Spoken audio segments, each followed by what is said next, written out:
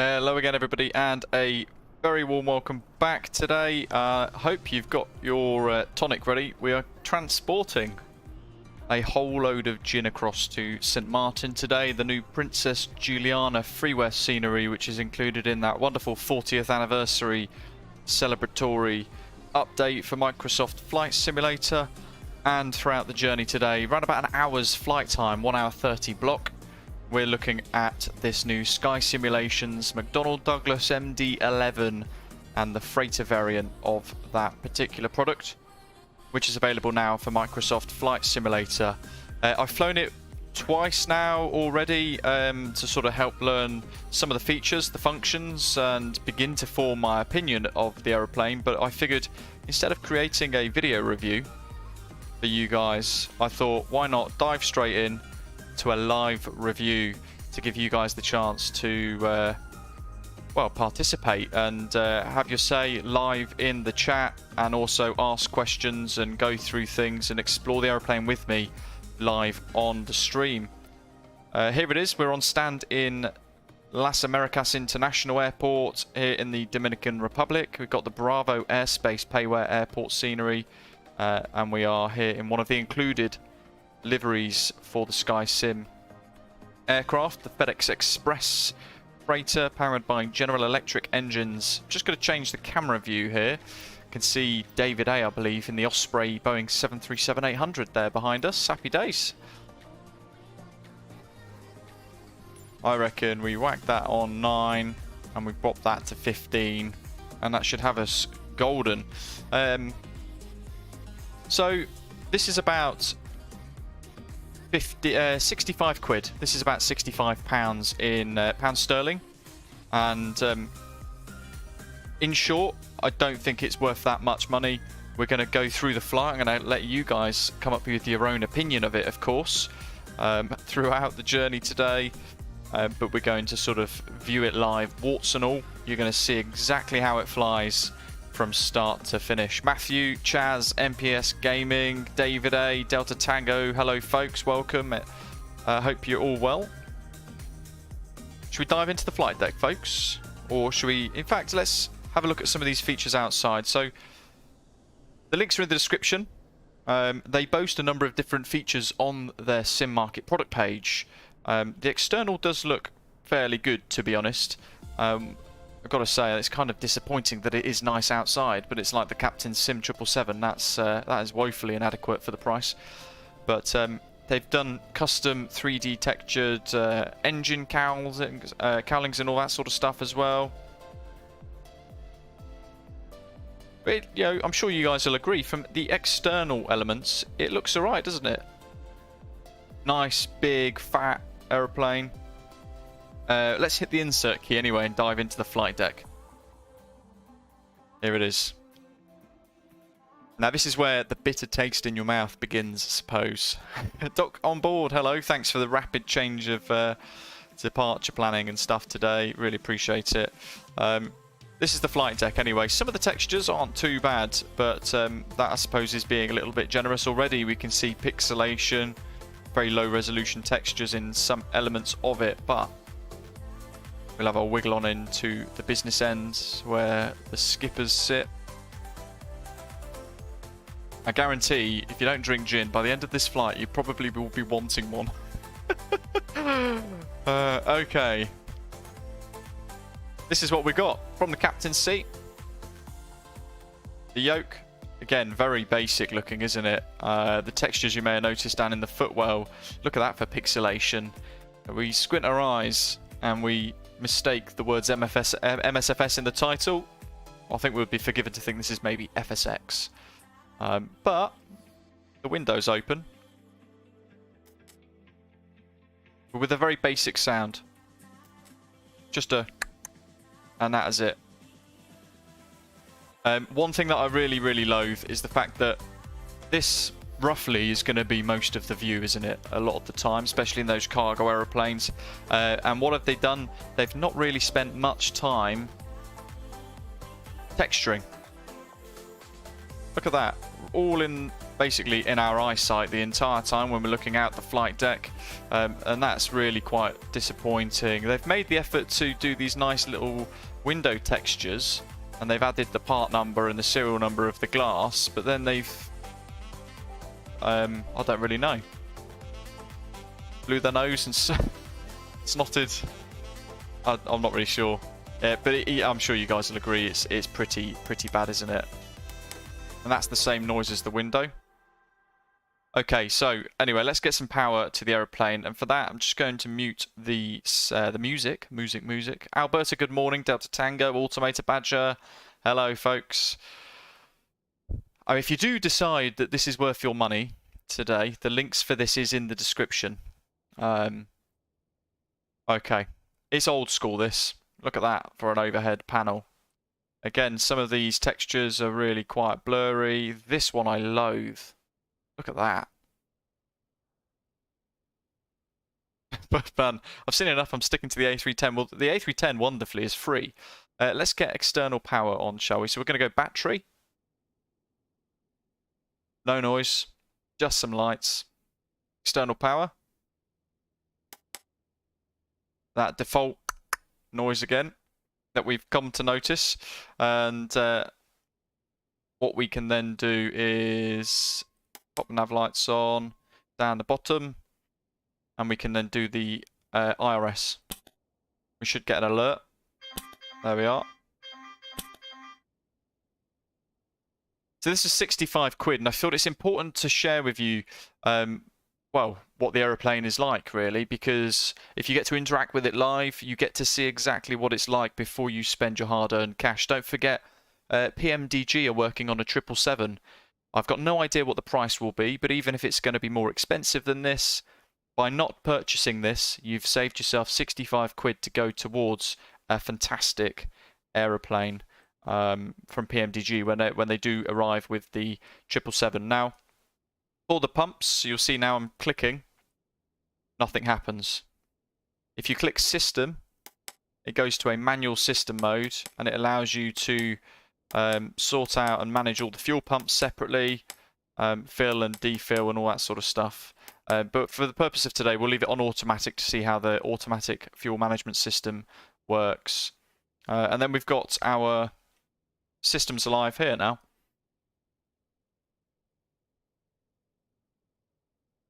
That's the nav display and the primary flight display, the ECAMs there as well. Very basic looking, but then it is an older aeroplane as well, we can't forget. Bobby Fuzzies, yeah, 65 quid. Madness, isn't it? Really quite unfortunate for the pricing.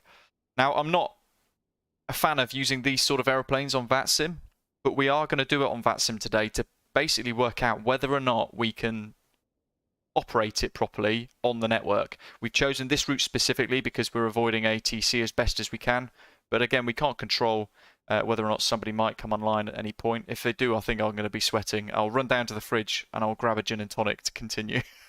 Okay, so init. POSREF automatically is populated. Now I'm pretty certain this comes with the default MSFS logic. We're going to go to where are we? MDSD to TNCM. You can hear no noises again here because the buttons don't click. But we're going to go through and work out our routing. Now, one thing before I do continue, I suppose, one thing I'll mention before I forget, the fuel has to be loaded via the MSFS menu. So I've spent a little while balancing the fuel out, mucking around with that, and making sure the load matches as best as possible what we've got for our sim brief plan. So our takeoff weight is 204,000 kilograms, and fuel on board 22.5 ton. Flight number FedEx 165. Cruise today of flight level 350. And our alternate is San Juan, TJSJ. So the only time I've flown this is San Juan to Princess Juliana. And that was a very, very short hop indeed. SimBrief is telling us cost index of 26. I think, you know what, I think I'll go for 50 to see what happens. Nice round number. There's our takeoff gross weight and our block. Taxi 0.2. We shan't worry about that too much. And fuel init page. So this is where you can, I think, fiddle around with fuel, but I'm not certain how that works. Therefore, I don't want to muck around with that and risk breaking the aeroplane too much. Right, flight plan. So we're going to go out of MDSD, select SID, runway 35 for departure. Before I commit to this, actually, I'm just going to check the METAR.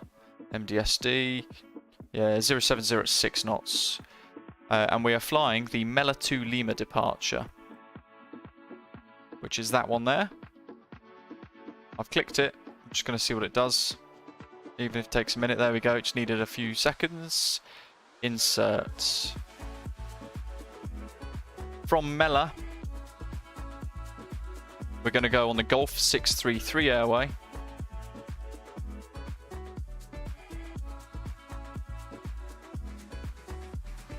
To MAZ. So this is inputting okay so far. First index not found. Brilliant.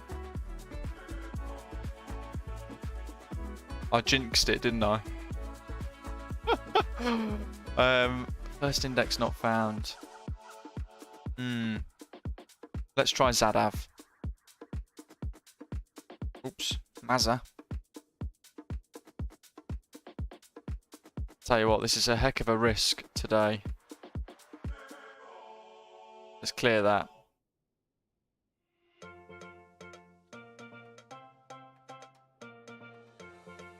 MELLA. Next waypoint, ZADAV. I'll add it in manually. Today DAV. Oh, this is definitely like the old. This is the MAZ.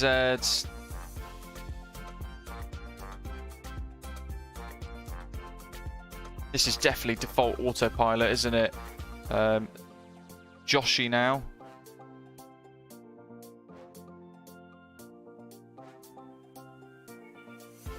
Default MSFS logic for the FMS, I think, I fear. JOSHE to STIIV. And then GOUDA, like the cheese, but less Swiss.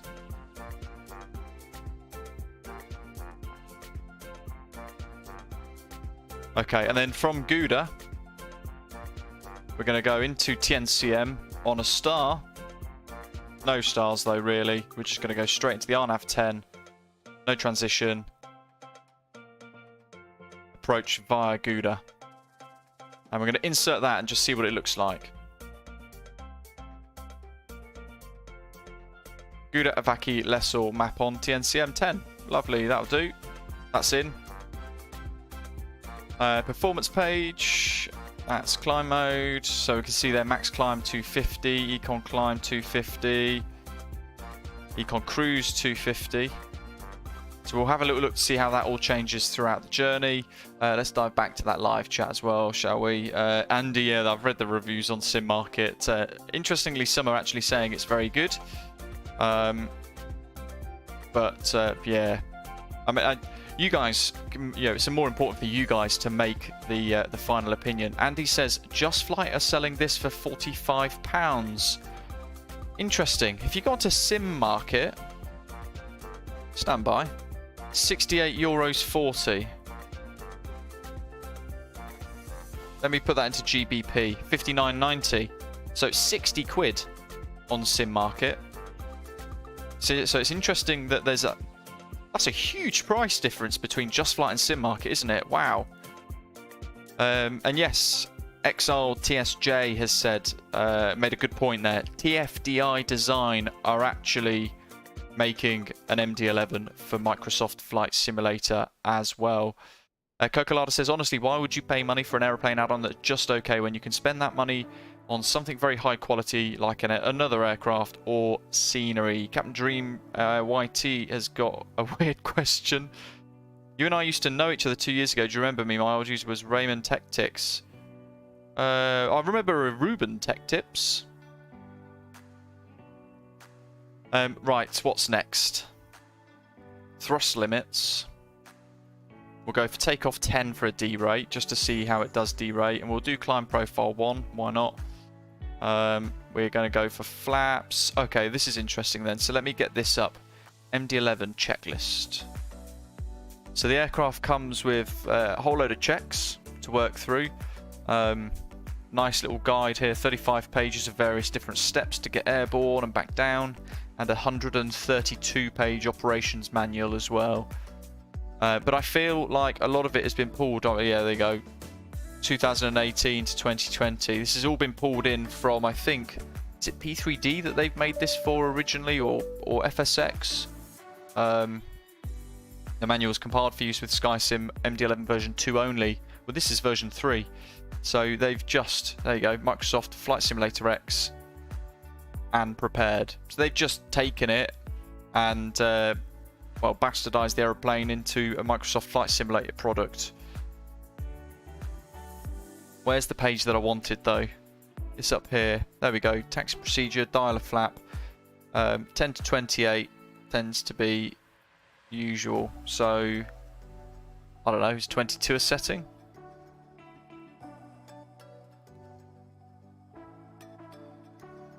.22 is a setting. Tax. If you press that LS key or LSK key, that doesn't do anything. If I type on, that doesn't do anything. And we also can't change the thrust or the acceleration. Oh, that's weird. That one just changed. But I pressed XL for that. Let's try that one. No, but that one didn't do anything. That's very odd. So that key apparently is lined up with that one. And that doesn't do anything. Weird. And there's our V speeds. 168 V1. 175 177.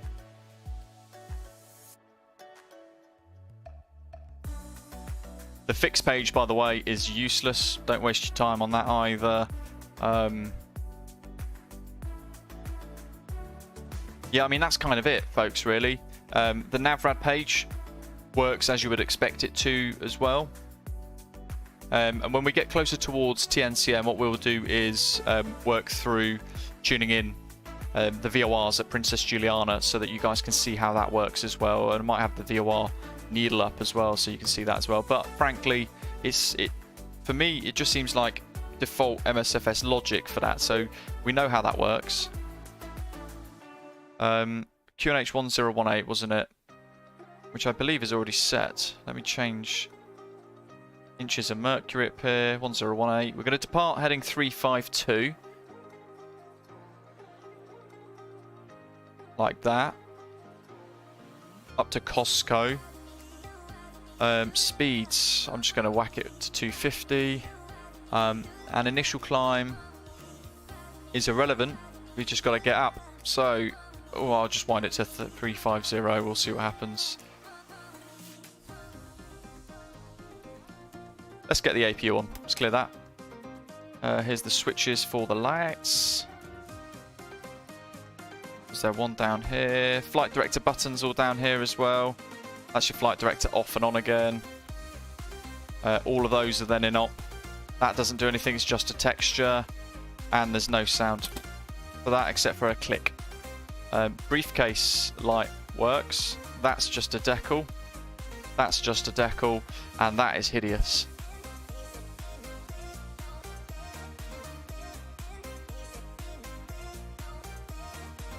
.35. From my flights with this so far, by the way, folks, it is an absolute pain in the backside to fly. It is absolutely not ready for VATSIM. But I'm hoping by the end of this journey today, you will see why. You'll see that it's not the case. It can squawk mode Charlie, though, on the network, which is interesting. And the fuel systems are on by default down there, which we don't want. Panel floods, let's get these lights up.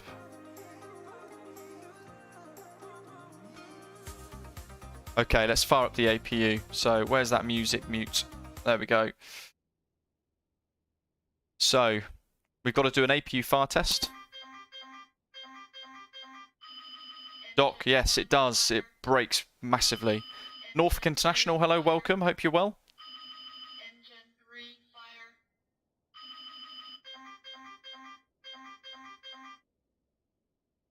fire. APU power button is down here. That's where you're going to do sort of like your APU on and off. And down here you'll see the... That was interesting. Apparently that's starting the APU, even though the start-stop is up here.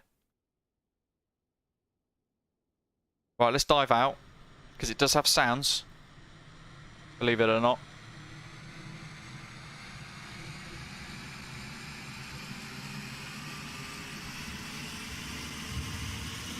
Zorgmeister, it's a question I'm still trying to work out, which is why we're reviewing it live. You guys who watch regularly know I don't like to slate products at all. I try and be open, balanced, fair. Sometimes you've got to call stuff out though for what it is. And just because I've received this for free doesn't mean I have to lie about it and say it's good when it's not.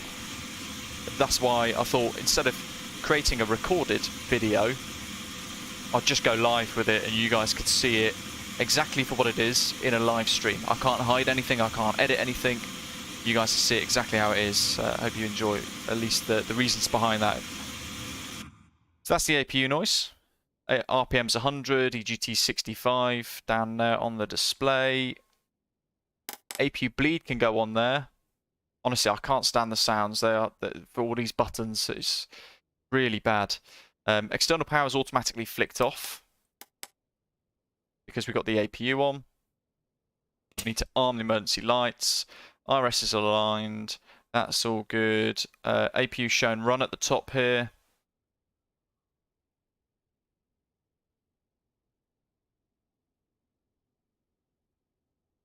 And I think, looking at this, we are ready to think about making a move. We might be. Weather radars are just decals. These are all just decals as well. It does have COM1, COM2, COM3, and a HF1 and 2, interestingly. But again, I think it's just using MSFS default logic for that. Right, we're using GSX for pushback. I don't want the taxi lights on. We might as well put them on as well. Emergency lights need to go to the arm position. And we'll put the beacon light on. APU's good, gens are on arm. Fuel pumps are all on because we're using the manual system mode. Sorry, the automatic system mode. And we haven't got any other warnings. Hello, Captain. We are ready for pushback.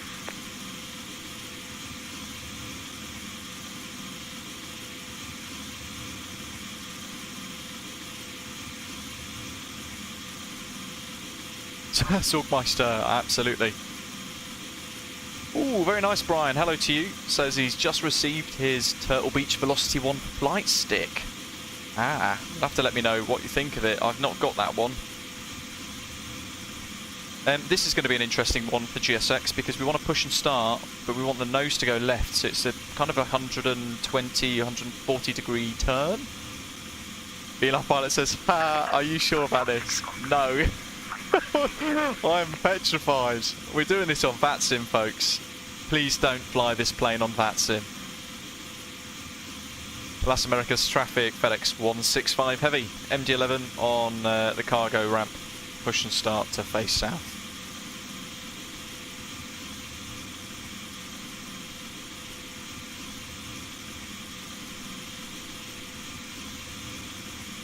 Is the bog any good? That's the ASIC test. So the external model is good. I do like the external model. And I've also spent a little while just beforehand today setting up these custom views. just so that we can kind of they say they've got custom wing flex and things like that, so I figured if I set some of these views up like this, we might just see it. So they're the custom views that we're going to be using today. Is the beacon light off the nose? You know what? I don't actually know. I did see it yesterday, but I can't remember from where. Nose.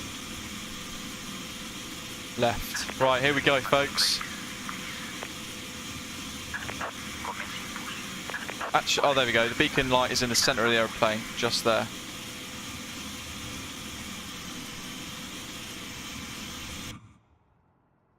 Was a radio check, yeah.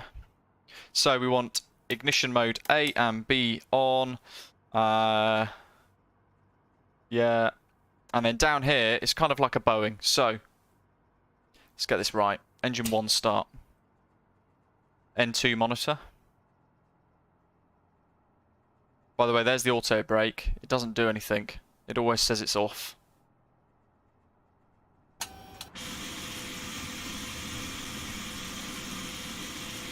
Yeah, Heavy Division 787, I quite like that.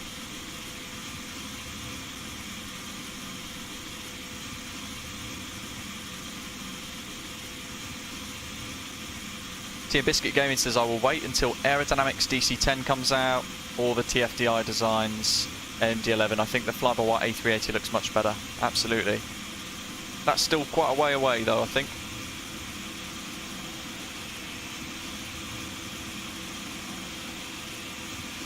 GSX, kind of making it look a bit better.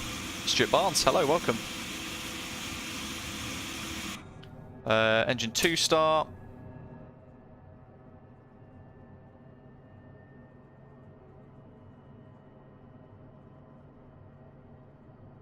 Zorgmeister, can we get your honest opinion on GSX Pro? I like it. I've been using it quite a bit. You guys who watch regular know I use GSX pretty much every flight now, actually. Did you see the beacon in front of the nose yet? No, I haven't, Metal Eye. We've seen the one at the top of the fuselage, but we can't see the beacon on the nose.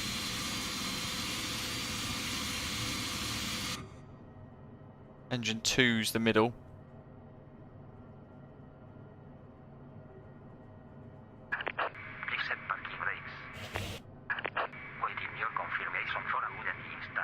So we're going to use dialer flap to extend the flaps, but I'm going to... The heck? That's not correct. Don't want to do parking facility. I want to confirm good engine start.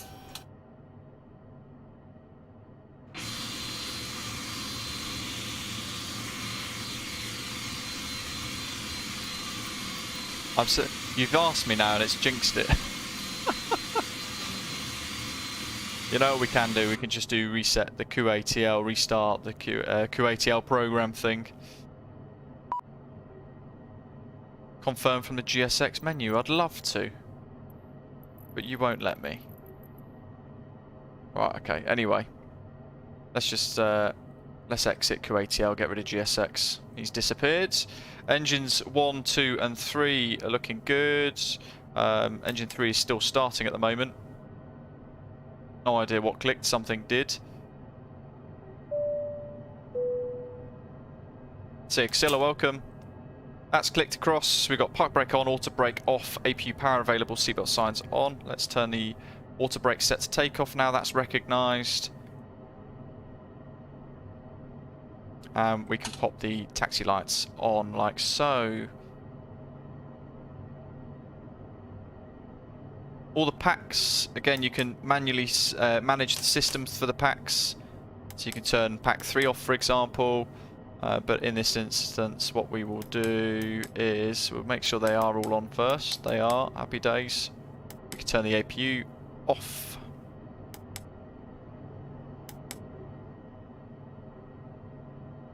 And there it is, spooling down.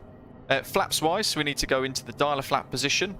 Now this is one thing I want to show you guys. So let's use standby, which is the view, Luke. There we go. Look at that for a rough old flaps 18, boing. Six-cylinder, no, it's not. They kind of retract a bit nicer, but they extend in a really, really horrible way. And the sounds to the buttons are hideous. Ugh. Anyway, dial a flap set anyway. So the lever goes within this range, and then we've used dial a flap to select flap 22.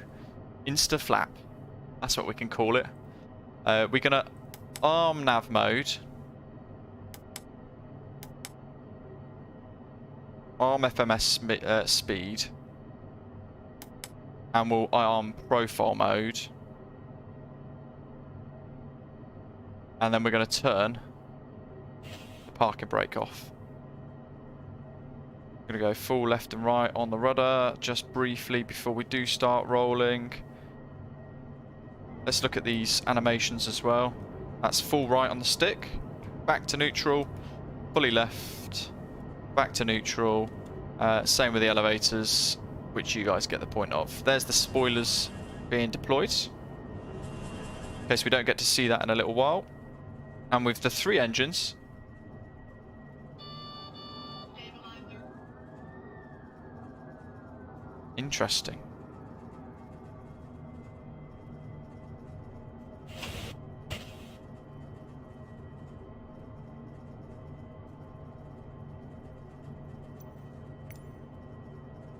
I feel like GSX has kind of got it stuck. Now, the stabilizer warning, I've not been able to get rid of.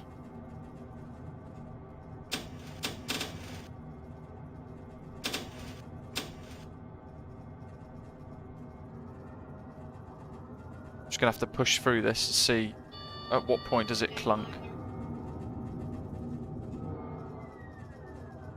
This is weird.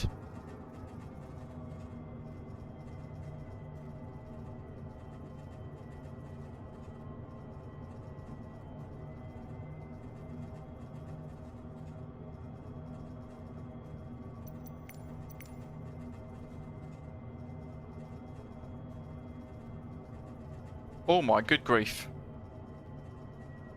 Well, that'd be GSX kicking in. Oh my god. I almost had a heart attack. Oh. Christ. You know what? I've never pressed them brake pedals so hard in my life. That's America's traffic. FedEx 165 Heavy taxi to Hold Point Hotel runway 35 via Charlie. The terminal apron. Delta Juliet.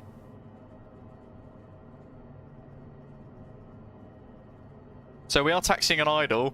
This, you know what? This is setting the tone for today's live stream, isn't it? God, what have we done? Mach 2 taxi. Absolute carnage. Hey, you know what? I knew this would be a risk doing this live. I can't even see your aircraft. I see 3 lights.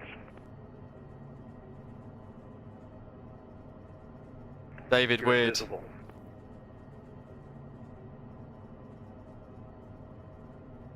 Maybe it's just that it's a model issue with the MD11.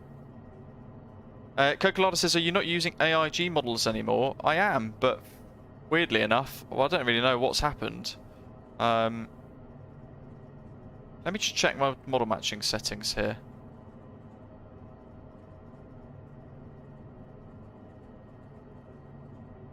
Okay, well, I've just refreshed it.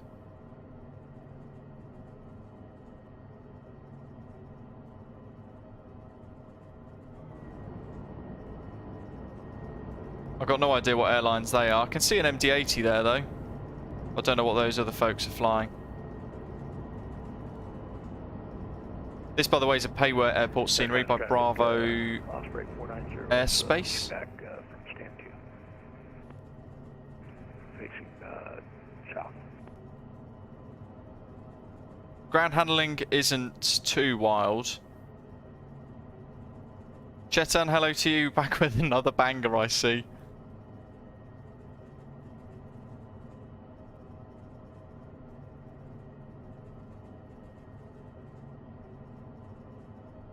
Slow it down to a little roll.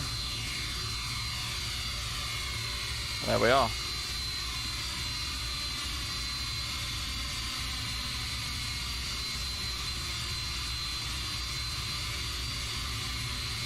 Badger. Yeah, the slats view is pretty decent, and also that tail, sorry, the sounds and the exterior aren't too shabby either. Shame I can't do drone camera at the same time. There's the airport graveyard. So what you'll find is it picks up speed ridiculously quick. As Bakazato saying there that the sounds are exactly the same from P3D. So it does seem to be the case that they've just gone, you know what, we'll port this from P3D and then we're going to charge 65 quid for it. Although I do note you guys were saying on justflight.com they've now got it on sale for less. It's about 45 odd quid. Quite different. But I'm still not going to muck around and think about flying it. I wouldn't buy it, I don't think, yet. We should just jump out of the window, shouldn't we, and roll it into the graveyard. Right, QNH sets, takeoff modes and things that we required are armed. Auto brake is shown off. Let's get it back on RTO. Seatbelt signs, no smoking signs are lit.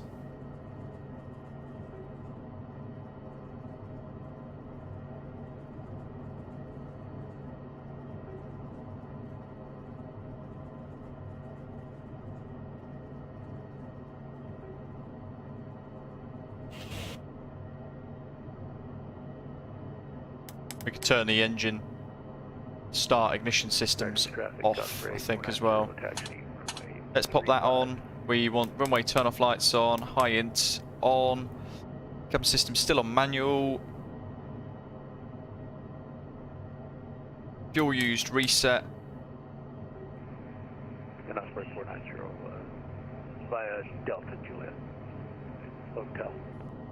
And I want config 1515. So dialer flap doesn't appear to work either, look. Charlie Juliet 18. So even though we've selected dialer flap, it hasn't then set the flaps that we want. Make sure our stab trim goes green, there we go.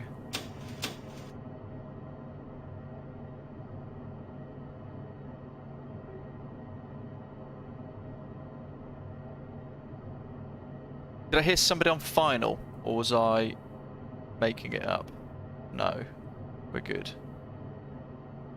Rightio. Las Americas traffic. FedEx 165 Heavies lining up runway 35 for a takeoff on the MELLA 2 Lima departure. Las Americas traffic. This thing is an abomination to flight sim, says Big Cat. Ah yes, let's look at all the external lights here as we line up.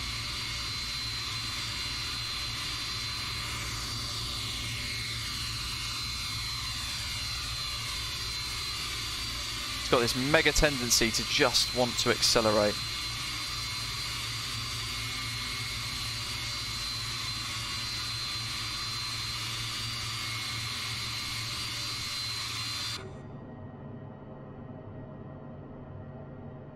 Exactly, Zato. It's essential. So we've put in here flap 22.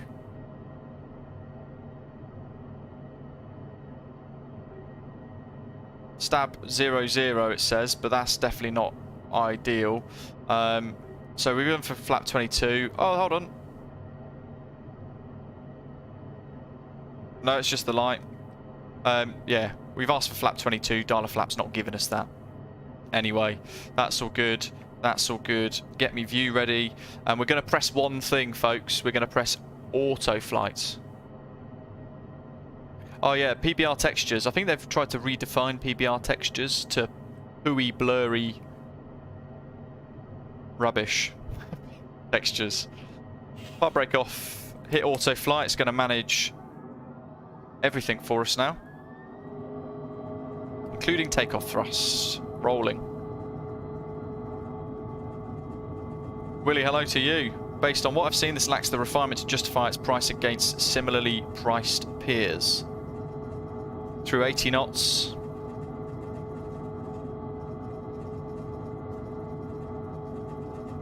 Come on, you dog, let's go. Running out of runway. Oh, now it's giving us more power. B1. Rotate. So even that is very boat-like. I'm not a fan of that for rotate speed. And then already we're fighting with it. So I'm trying to trim at the moment to get it airborne. Look at where the PFD wants us to go. That's in profile mode.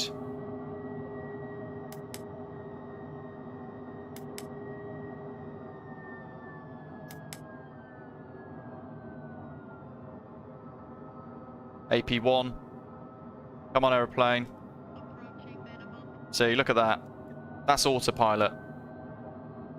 So what we'll do, we'll have to just hand fly this initial phase. Let's get rid of some of these flaps as well. Okay, now that's where the primary flight display or the flight director wants us. Let's go autopilot back on. Has it got us? Yes, it has.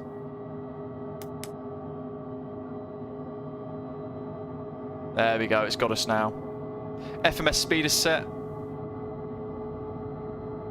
Mad, isn't it? I mean, look at that for a bank angle. Round we go, 30 degrees, have it.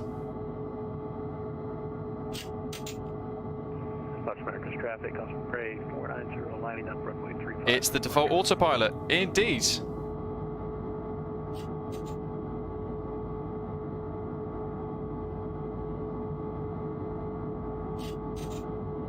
Let's get all the flaps away, just see what it does.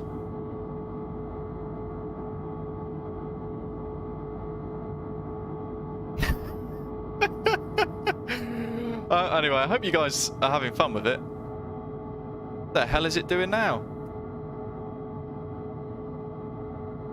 It's trying to stall us. Let me add some flaps in again. There we go. I'm actually fighting with the autopilot now.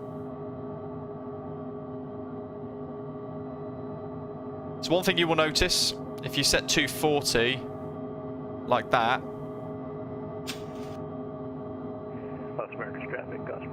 is it even managing trim?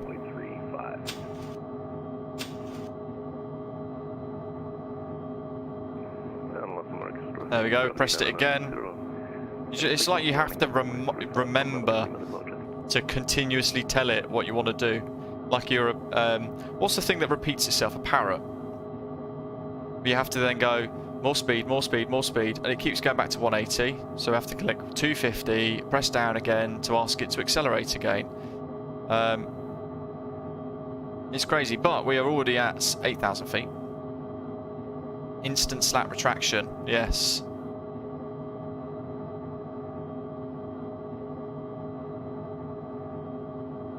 Slats and flaps.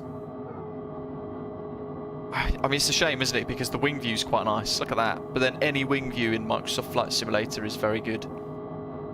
What I've also noticed on Navigraph is it's taken a very, very, very tight turn from Costco, turn right to SD402, our first waypoint. Problem is that enough people new to simming see that it's an MD11 and are fooled. They put no money and effort in, thus, but will make a profit. That's one of the biggest problems, isn't it, with Microsoft Flight Simulator. There we go. I think that's faster than me doing my own zipping my trousers up. That slat retraction. Yes, this is wild, isn't it? So what I'm going to do now, through 10,000, I'm going to go back to FMS speed mode, and we're going to see what happens. It should want to accelerate. FMS. Okay, so now it wants 320.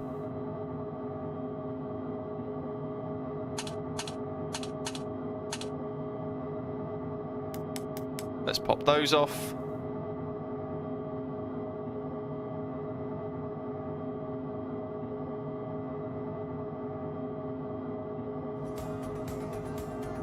So on the website, the sim market page for this, they mention a lot of things. State-of-the-art replica of the aircraft, they begin with. 4 different models, General Electric CF6, and also Pratt & Whitney 4460 options in both the passenger and freight variants.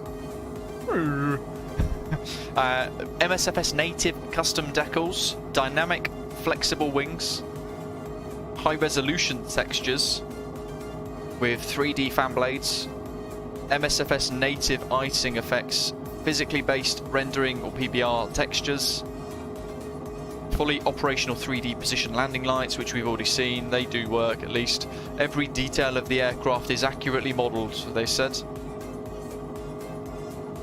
And the list sort of goes on as well. They've got a maintenance mode with weather radar, the flight dynamics tested by real airline pilots, and performance based on many real-world comparisons.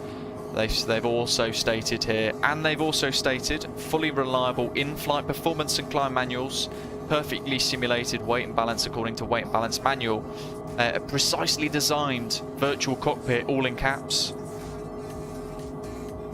I think it's very clear the level of simmer that they're targeting here, and I think it's not so much any of us that want the actual high fidelity, but the ones that are happily, as somebody mentioned earlier, almost get tricked into thinking this is an MD11 and therefore I'm going to pay it. I'm going to buy it because I want it. It's crazy, isn't it? And isn't there such a thing as false advertisement, or claiming a product is something that it's not? Isn't that unlawful? At least in some countries. I'm pretty sure it's against the law, or at least breaches advertising code in the UK, to say half the stuff that they've said on their website here. There are 2 EFBs that will help manage the fuel payload, doors and ground equipment. Where are they?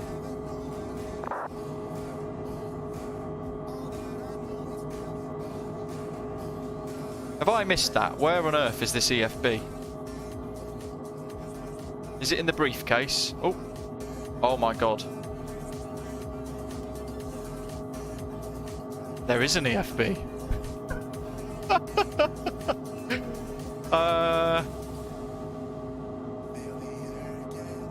So that's updating as we go.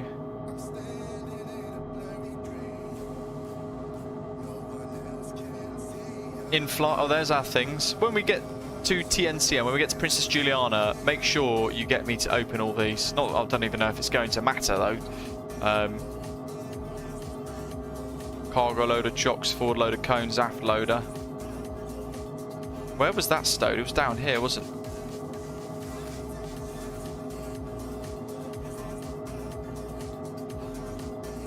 There it is. It's just there. 210, 21,000 feet already. We can. Where's the thing? Pull it to go to standard.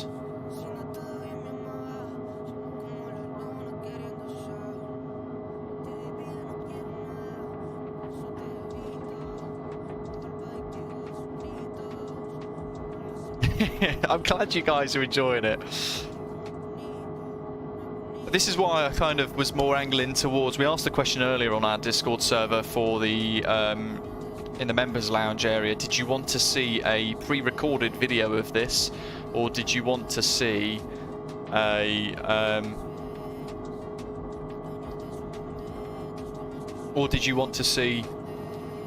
live stream? Warts and all, no editing. It's literally start to finish as I can create it.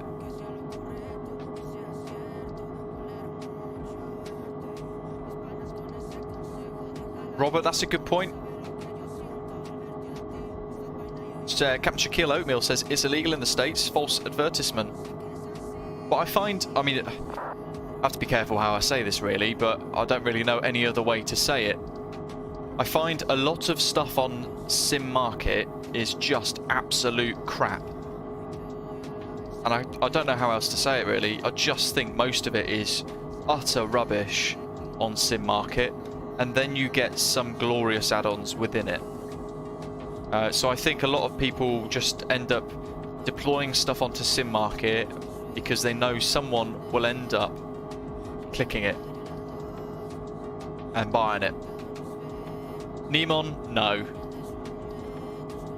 But again, it's up to you. If you're watching it, I can say that it's awful, and I can say that absolutely you do not want to waste 65 quid on this. Even if you bought it through Just Flight, you do not want to spend 45 quid on it. And to be honest, I'm a little bit disappointed that Just Flight are hosting this. Yeah, I'm a little bit disappointed Just Flight are hosting this as a product that's on sale through their website.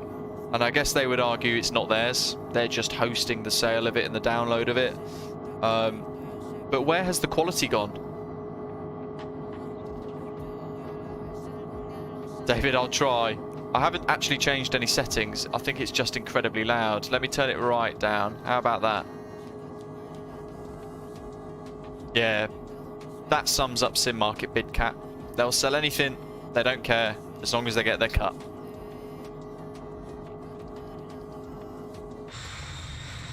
Pop outside. So this is climb external sounds.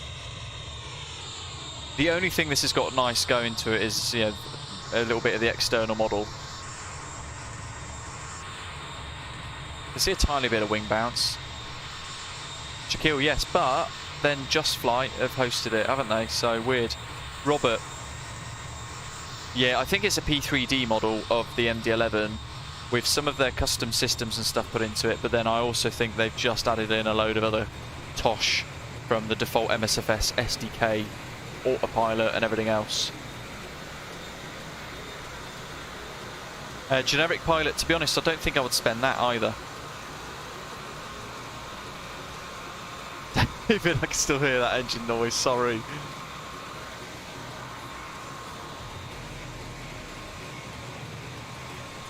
So, I mean, you compare this to PMDG's 737s, they're bringing out a 777 in the future. And also,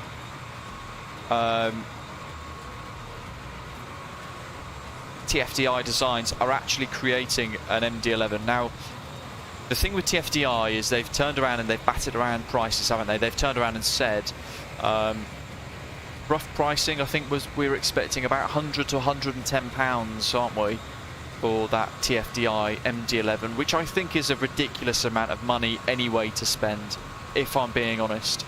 I think long gone are the days where flight simulator add-ons can justifiably cost that price, if I'm honest. Oh look, it's automatically converted to Mac. By the way, this is the highest I've ever flown this. I've done one flight, San Juan to Princess Juliana, and I bottomed out at 15,000 feet for the cruise. Russell, it is. You know what? It sounds taken straight from a Dyson, I think. Hayden, it's 65 quid on Sim Market, but weirdly, or 60 British pounds, 65, 68 euros, 60 quid on Sim Market, including tax. On Just Flight, apparently it's about 45 pounds, which is crazy.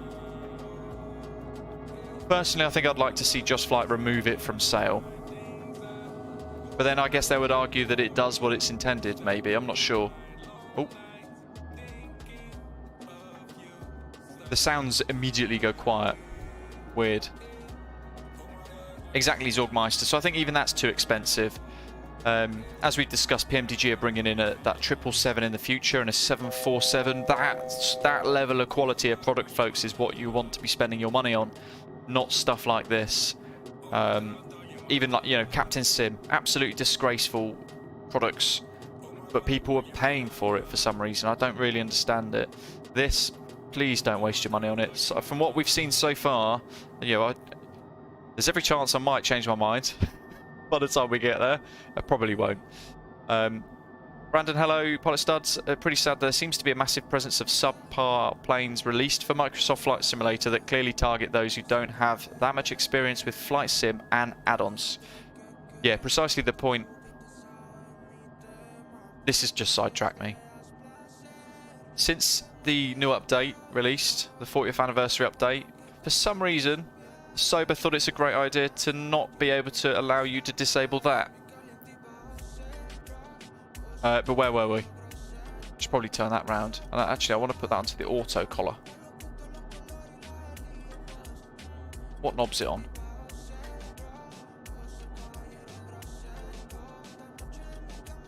That's auto. Yeah, precisely the point we're kind of trying to make, really.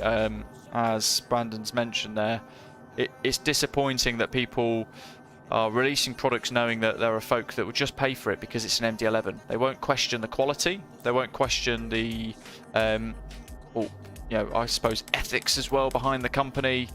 They'll just pay for it because it's an MD11.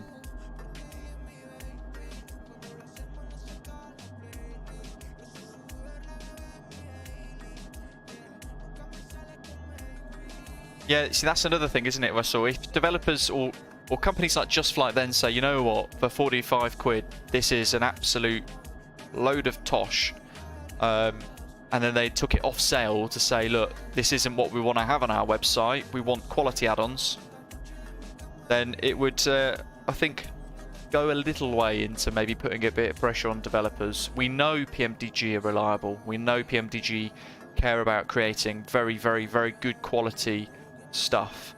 We know FedEx are very good with their A320 and they're passionate about what they do. Both of their products so far, PMDG and FedEx, are a lot less than this. Look at the difference in quality. Look at the difference in the system depth and the simulation that they offer. Just Flight with their own BAE 146, the 146 Professional for Microsoft Flight Simulator. That is such a great aeroplane. Old school, 4-engine cargo variants, passenger versions. Great fun, really tough to learn, lots of simulation depth as well, system depth to that. You get what you pay for with those add-ons. With this, you're spending a whole lot of money, and it is a lot of money, for a product that they've just plucked out of FSX and P3D. They've forced it into Microsoft Flight Simulator and then stitched bits into it that don't work properly. They've just stitched things in like, oh, you know what, we'll use the Sobo default autopilot logic instead for heading mode or whatever else. Bearing in mind, I was reading through the manual and it said things about holds and everything else. This can't do holds. If we look at MAS, holds aren't a function. You cannot hold in this. And also, one thing I've noticed, if you go to the approach page, ooh, it's not going to let me.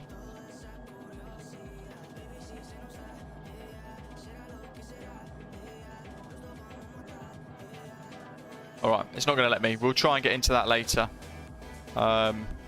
See what it does. But it gave us yesterday when I was flying it, every single speed that it gave me was 310 knots.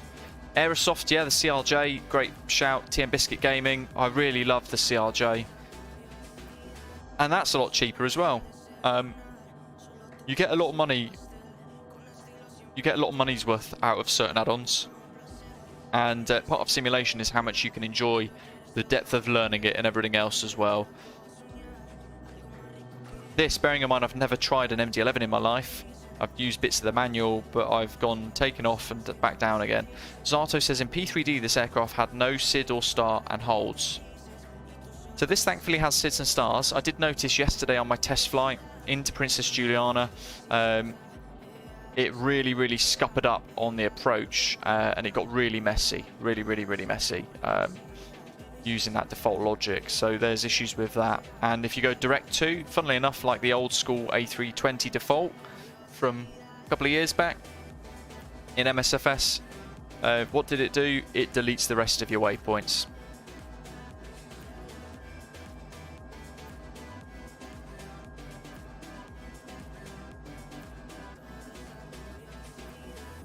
Absolutely ghost dog. And I think this is where maybe the community has to kind of get together to try and put pressure on the folks at Sim Market and everything else. So education's part of it.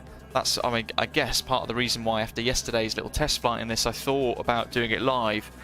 Education for add-ons is quite important. You've got to be able to show people what they're spending their money on, whether it's worth their money, whether it's not worth their money. Whether it be scenery, whether it be aircraft, and everything else. But I think if the community was to put more pressure on the big companies like Sim Market to basically clear away with a lot of this rubbish, then perhaps that would go some way into improving the quality somewhat. But I think if we can at least educate people into not spending their money on stuff like that, this aeroplane, or the Captain Sim stuff, then that, you know, every little helps, I suppose. Zato, I think it is all just default MSFS logic, to be honest. The eCam page does change. You can go through various different screens, although those two don't work. So we've got fuel, air for cabin pressurization, temperature controls, air conditioning, electrical systems, hydraulics, and engine. They reckon hydraulics, electrics, and everything are all simulated. I'm not so sure.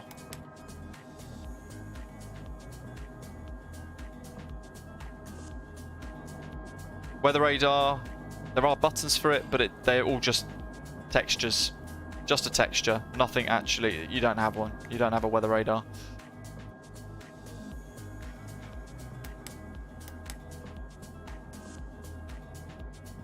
That's weather push on and off.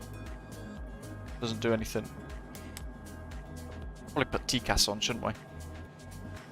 So what are we? Mach 7, Mach 5.4. There is no way this is Mach 5.4. It's Mach 8.2.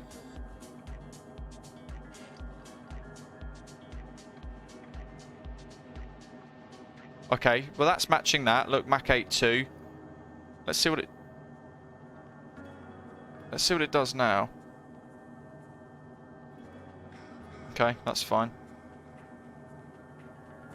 Adam, what is your favourite add-on aircraft? For me, the one that's blown me away the most is the PMDG 737-800. And in fact, as well, their 600 and 700, you could also put in that same ballpark. Similarly, that Inibuild's A310, you know what? I've flown it once, only once, and I've had an absolute whale of a time. That's blown me away as well. It's really difficult to kind of rank a lot of these aeroplanes now, in lieu of which is my favourite and which is not.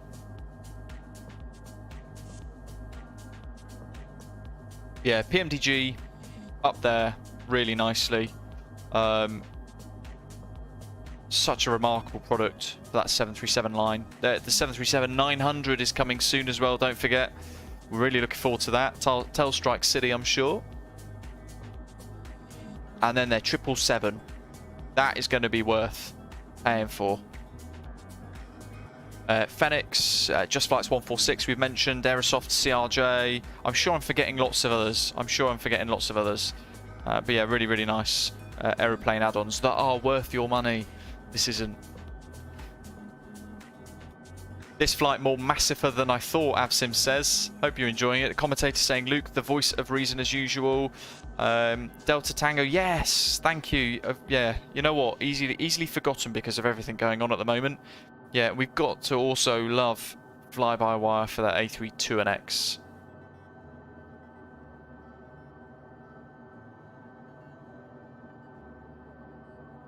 Yeah, I think that's the only way, as Zorgmeister has said, guys. You know, whatever products we're looking at, if we find stuff that is just utter disgraceful, if we find something that's just an utter disgrace, whatever it might be, and whoever has created it, it's important we vote with our wallets and we just refuse. Same with these companies. You know, Sim Market's plastering products like this all over the place on their website. If anything, it makes me really not want to use Sim Market, and in fact, I try my utmost best to avoid Sim Market as much as possible. I really, really despise using it because of how bad a lot of the products on there are. So I will use Contrail. I will look at Orbex. I will look at the Aerosoft store for my products. Just Flight's website. I'll go specifically to certain websites based upon what I'm looking for as well.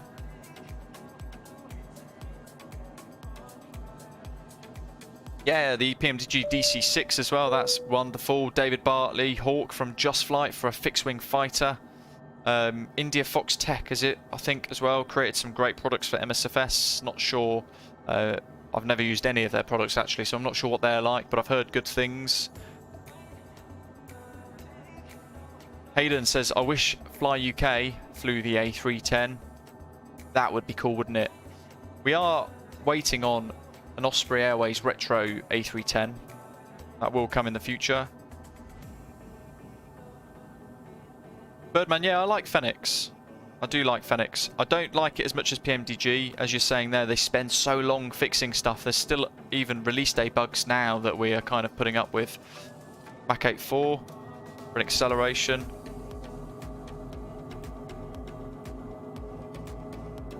AJ Finani, welcome. Captain Ray, thanks for subscribing, folks. Keep smashing that like button as well.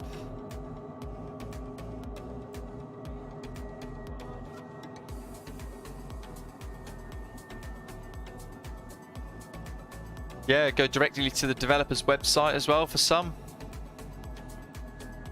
Zato says, just to let you know, the Rotate MD11, which is on X-Plane, isn't it, I think, has every single system modelled and has logic tested by actual MD11 pilots and was in development for 5 years. It was released March of this year for X-Plane.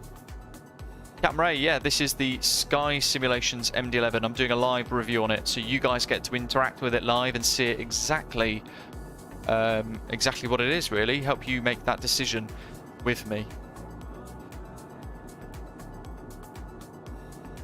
Yeah, you know what, Aaron? That's a very good point that you've made as well, actually. I guess that's another topic that's worth discussing, isn't it?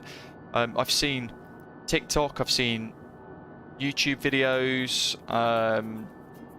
clips all over the internet of quote-unquote flying on flight sim, as Aaron is saying there, with people just blasting around in planes, doing weird, wonderful, mad stuff, because it gets them huge, like mega likes, mega views, and I guess that in itself has become its own market within flight simulation.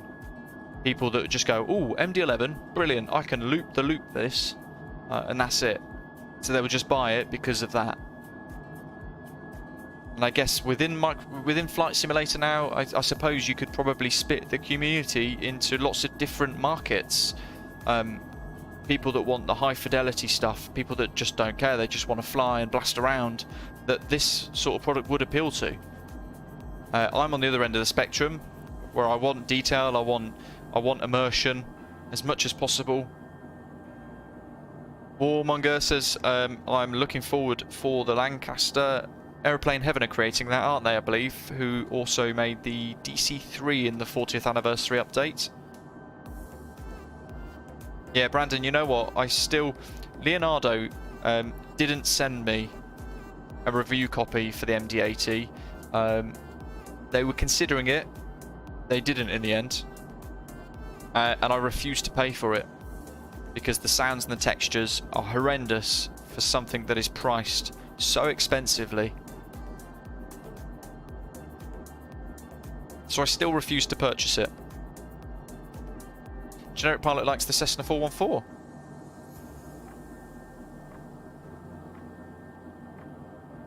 Can you hear the throttles?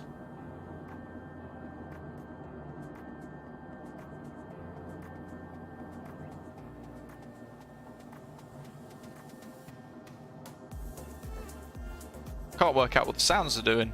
It kind of sounds like the throttles are increasing and decreasing. By the way, there's the throttle textures.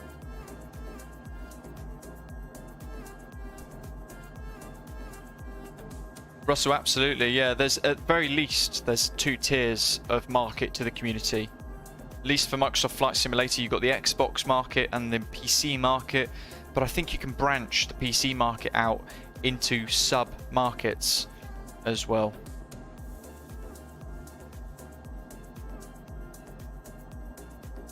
Is there anything you guys wanted to look at or see whilst we're flying along on this route today? Oh my god, is that GOUDA already? 160 miles. We've got no top of descent marker, folks, apparently. Yeah, we've got a guidance there of 2,600, 35,000 feet. Ooh, 100. Okay, well, let's start scrolling. My descent in this yesterday was incredibly leisurely. It took forever. We'll go 13,000 to see what happens. Yeah, at least there's 3 engines and 3 throttles included.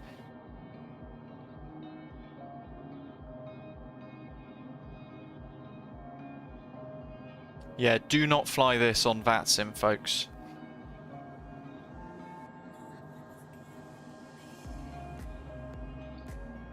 First time, though, flying into Princess Juliana Airport. We're going to be doing the RNAV approach to runway 10 via GOUDA. And that looks like this. Love this new Navgraphs chart, say it's great. GOUDA's there, 21 miles from GOUDA to Avaki, and we want to be at Avaki at 2,600 feet. So it's 160 miles to Avaki. And then we're into the straight-in approach to Princess Juliana over the beach, as we've come to know and enjoy and love from lots of videos that have gone viral over the years on YouTube, real-life flights buzzing over the beach with people stood by the blast fence, and we'll hand fly that last little bit in as well. So lessor at 1,700 and then down 3-degree glide slope to map on, and the minimums including the plus 50 for missed approach ball up, which is then given us 700. That's what CFDA is. So 700 feet. We can add in the minimums, which is here. So there's the scrolly wheel for it.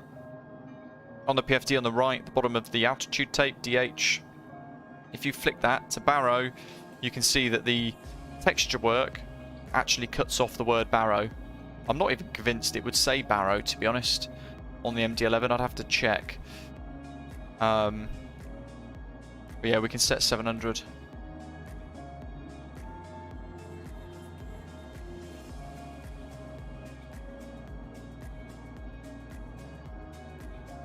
Russell says, can you turn the engine sounds up, please? My nipper often falls asleep to the sound of a Hoover. I've actually turned the sim down because of what David was saying. I don't know if you can still hear the sounds particularly well or not. Oh yeah, Zata wants to see the cargo deck. There's not really much to see in it, to be honest. There you are. They've added some lights from your local builder's merchant, and some piping from Thames Water up the top as well, which will probably leak. That's the inside. Oh yeah, there's the cargo bins in all their shiny, shiny glory. 65 quid, what on earth? Yeah, for freeware I guess it would be passable, but I would still absolutely say do not fly it on VATSIM. We're flying this on VATSIM today to prove a point. Please don't fly it on VATSIM. If you do have already purchased, if you've already purchased it, that is. If you haven't already purchased it, if you're just tuning in, look back over the live stream so far. Even if you're watching this post live stream, flick back and forward between different elements of it to work out whether or not you think it's the sort of thing you want. As Andy is saying, this would have been amazing back in 2007 on FSX. AJ says, I wonder what happens if you set minimums over 1,000. Does it drop off more of the Barrow? Let's find out. No. They actually did think of including the space for the fourth digit. Mightily impressive. Oh dear. Right, there's GOUDA. STIIV. I think we're going to go to profile mode. Profile to 15,000. Let's see what it does. So we've triggered a descent.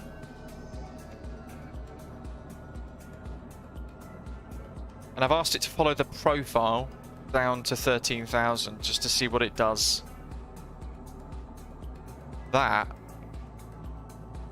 looks like it would be a horrendously steep the heck? That's a horrendously steep descent.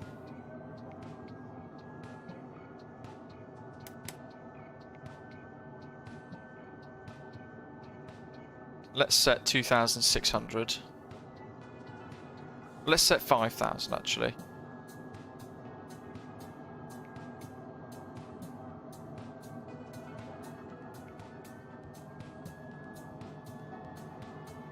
Let's see if we can set this up nicely. Do you like the CRJ? Adam says, yeah, I love it. It's a fantastic aeroplane. That was for a little while actually when it was released. That was my favourite. Beautiful bit of work from the team at Aerosoft. Zato pretty much is MCAS mode, I think. Well, he's almost MCAS mode on takeoff, sadly, which we just about rescued. Holy moly. Jarek Pilot's doing Toronto to Sint Maarten in the Air Transat A310 this weekend. That sounds like a really nice route. Ellis says, is this seriously 65 quid? So I got the exchange rate slightly wrong. It's actually 60 quid on Sim Market. It's 68 euros 40 cents.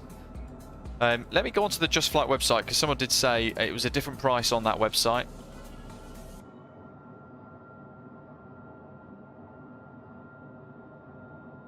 $44.99 on Just Flight, so 45 quid. Even that's way too expensive. See the detailed description below for all details of all the aircraft features and a list of the 19 included liveries on the Just Flight website. This says it has been completely redesigned to adopt all of the new MSFS technologies with 4 different state-of-the-art aircraft models included. No. And then it's a copy and paste of the nonsense from the Sim Market website. It doesn't look like they've quality checked this.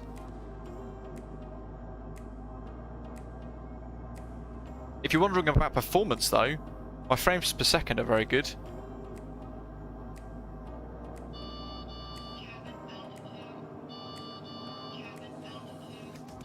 There. Schoffineck is going on.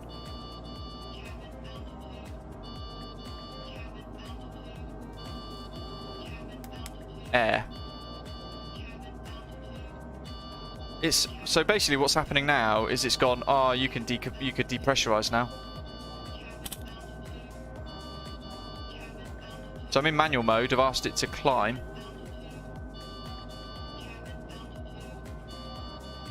Madness.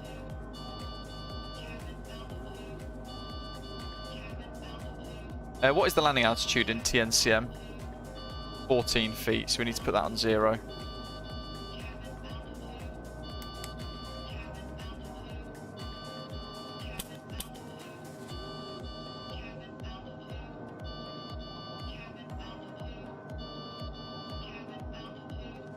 Interestingly, bearing in mind this is, yeah, if it's a rapid depressurization, I would expect to see master caution, master warning illuminate. That hasn't illuminated.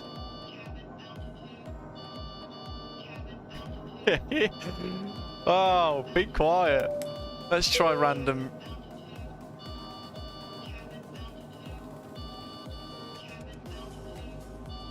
Horn shut off. That doesn't work. That's not animated. Brilliant.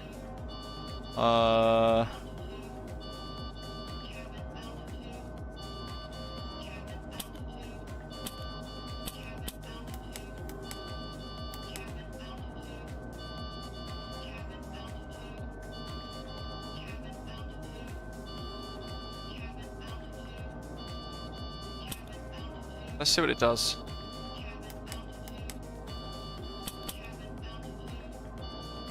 Now we're climbing. We're repressurizing the aeroplane manually now.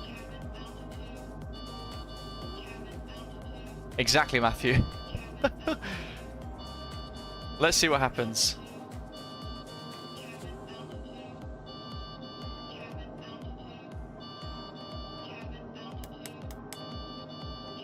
I mean, there is no way to clear the noise. Oh, there we go. I am amazing. Repressurize the aeroplane to 13,000. You know what? We need to increase our rate of descent now as well. All of that has left us in a bit of. Let's go to. Oh, it doesn't let us. It's definitely default Asobo logic. Let's go to Mach 80. So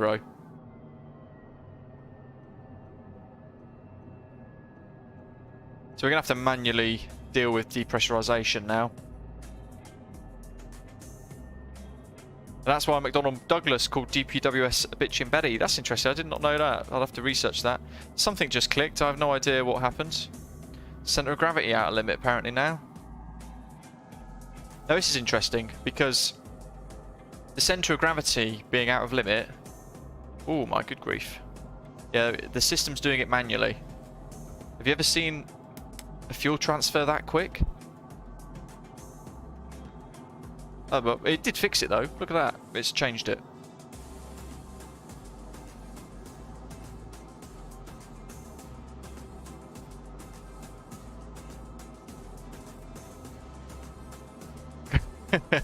Thomas, welcome aboard. Thanks for subscribing. Adam says, I want to buy the CRJ but want the CRJ 900. But that's so expensive. Yes, because you'd have to buy the Aerosoft CRJ 550 and 700. Personally, I think you would enjoy it. It is well worth paying for, I think. Matthew, yeah, whatever's left of it that hasn't depressurized and evaporated out into the atmosphere, I fear. Okay, now it's letting me reconfigure this, but it's only letting me do... No. Cheeky, cheeky. We'll do 280, shall we? It's got this inherent desire to just want to do its own thing. It is really weird. I mean, we've got to get it on the ground yet. That'll be interesting, won't it? What could possibly go wrong?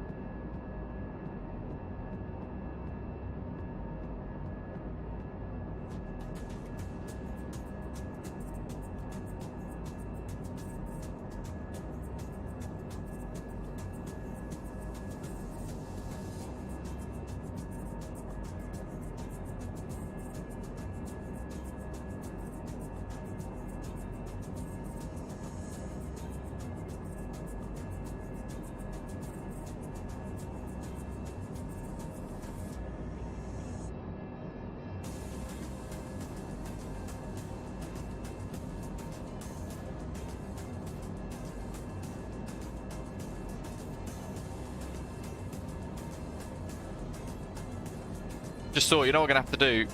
Because VATSIM's in the room, I'm going to have to play Pullman Don't Go at some point. Waffle, hello!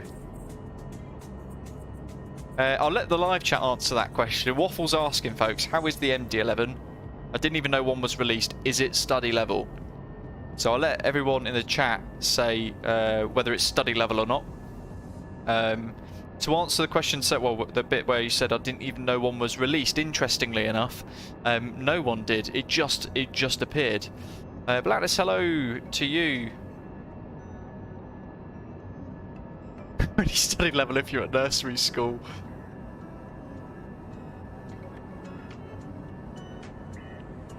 I think Just Flight need to look at this again and see whether or not it's worthy of being listed on their website or not.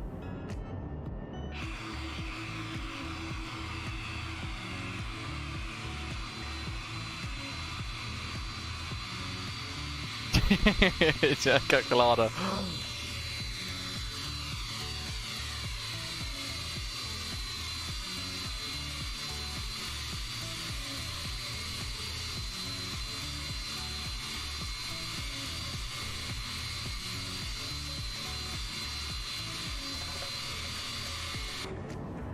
Right, let's dive back in.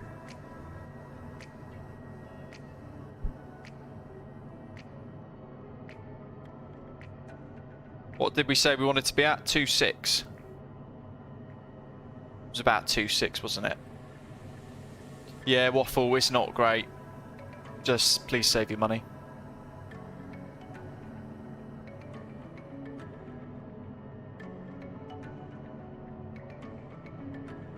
I mean, look how high it wants the flaps out as well. It wants flap 15 at 255 knots. Takeoff page isn't wanting to work anymore for the approach speeds. It's interesting.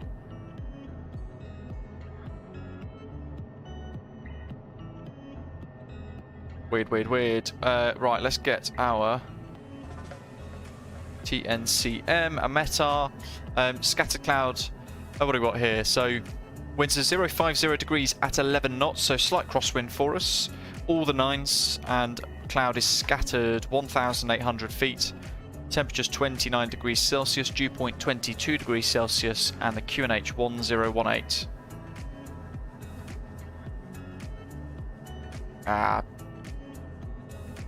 BP, I've deleted that again. I need that to be 700. 1018. There we are. Lovely stuff. 1018 set.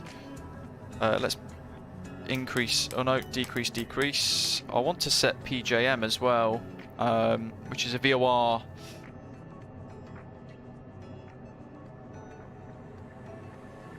.113.0, which is in here, Navrad.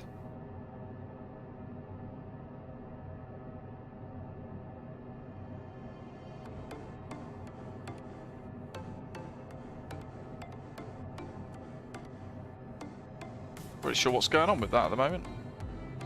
1-1. That's weird. 113.0. Decimal zero.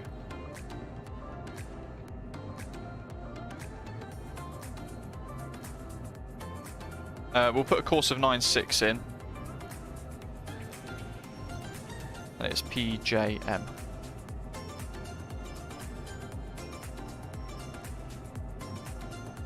I tried yesterday to manually fly a hold in this to see whether or not you could do it. You could make it work. You can't.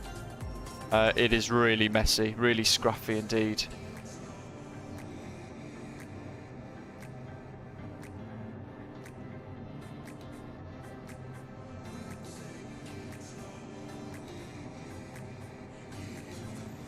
GOUDA already.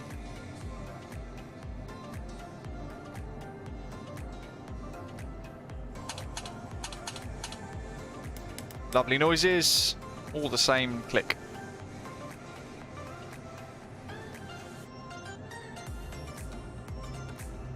Let's watch what happens with spoilers. Out they go. Mega deceleration. Look at that green arrow on the PFD. And now I need to put flaps out already. And it's already telling me at 260 knots, so I need to extend the gear.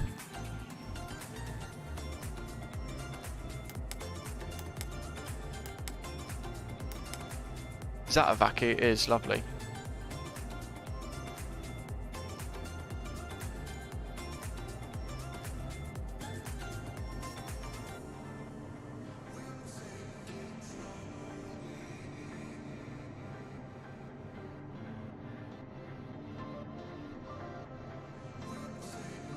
We'll do 1400. Lovely job.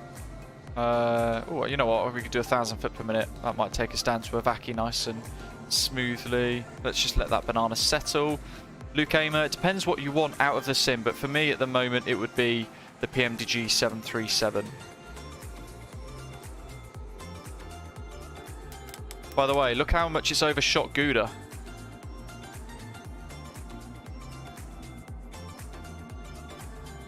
And it's really struggling to just hold 240 at the moment. But it's really overshot GOUDA. We're about 4 miles left of track at the moment. That is not acceptable. Certainly on VATSIM.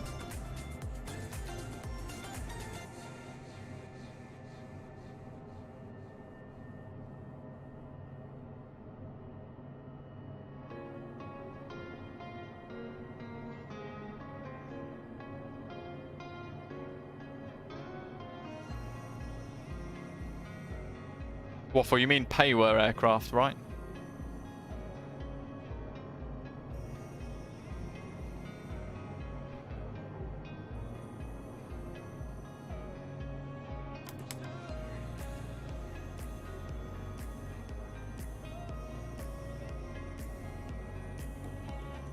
Princess Juliana traffic, FedEx 165 heavy, QNH 1018 is type MD11F.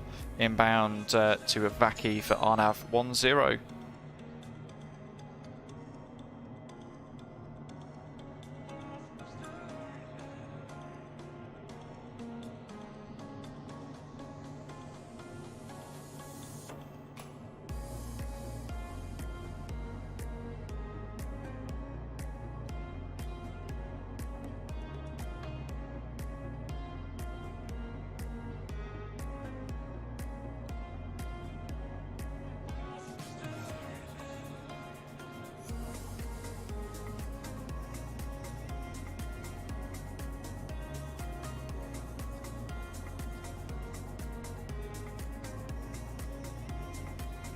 Rightio.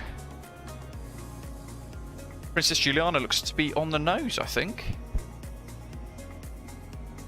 So when we get towards short final, if we want to control the throttle, what we're going to have to do is disengage the auto flight, and what that would do is engage all of it, basically.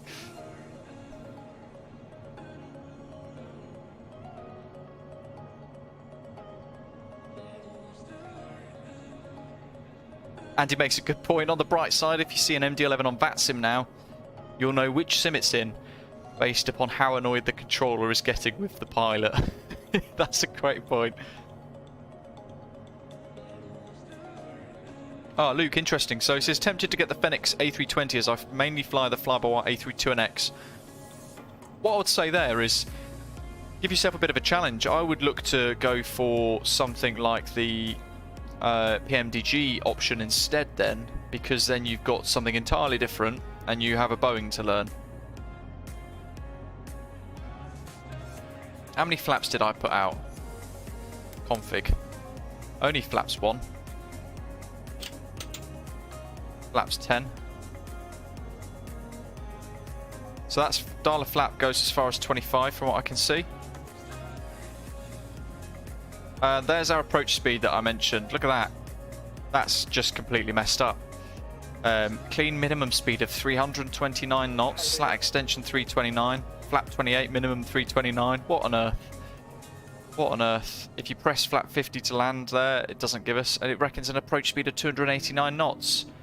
So it gives us no information to assist with our approach at all. And what it therefore then means is we're just going to have to guess based upon the aircraft's pitch. So there, for example, we're 5 degrees nose up, descending at 500 foot per minute. So we're going to need to put in more flaps. We'll try flap 15.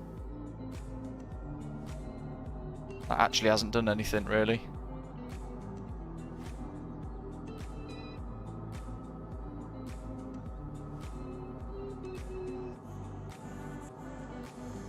Right, let's get rid of this so we can hear all the money. All the music, all the sounds from the aeroplane. It's still well off at the moment. From map on. Oh, we're in cloud.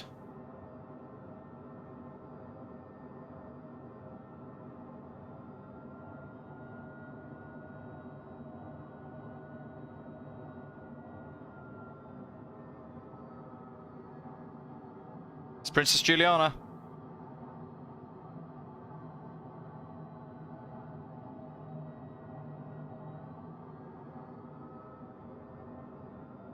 Go 180.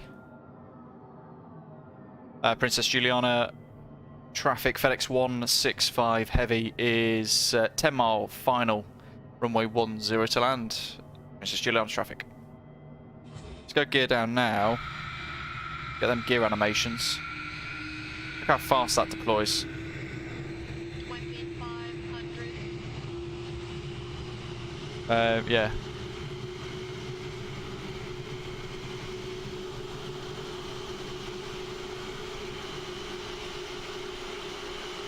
Shall we do it? Get my feet back on the rudder pedals. What we flaps 18. Ooh, look how narrow that flight envelope's getting. Flap 22. Holy moly. How is that even possible?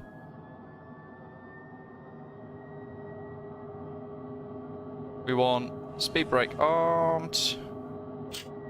Let's just go full flap. Ooh, is that giving me flap 50 today? No, flap 25.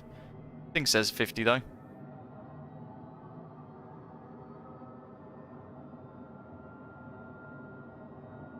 That's it. If you're in Princess Juliana at the moment, evacuate. Clear the beaches. Oh dear. Well, it's just lost 1,700 foot. It's in rollout mode apparently. That's properly mucked up. Let's kill the autopilot. We have to hand fly this beast in. Now, interestingly, I've killed autopilot, but if I pitch up now... Pitch up more. Pitch up more. Jesus. Auto throttle is still active. That shouldn't be the case. I don't think. Because it said it would all disappear. If auto flight was off, it meant the whole thing was off. Why is it in rollout mode? That's just total rogue. Anyway, we just about solved it before we enjoyed a bit of an early drink. That flight director is utterly useless. Let's get rid of it. Fully visual approach.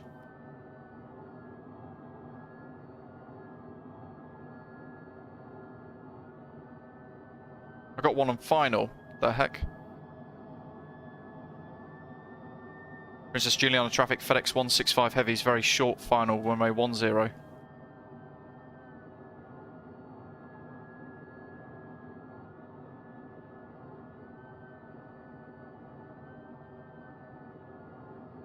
Who's that on the runway?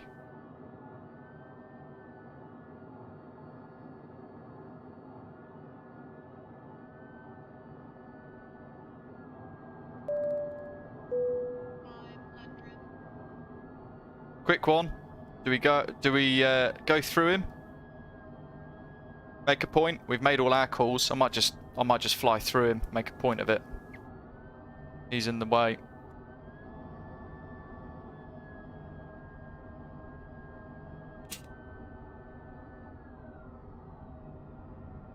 Oh, now he's rolling.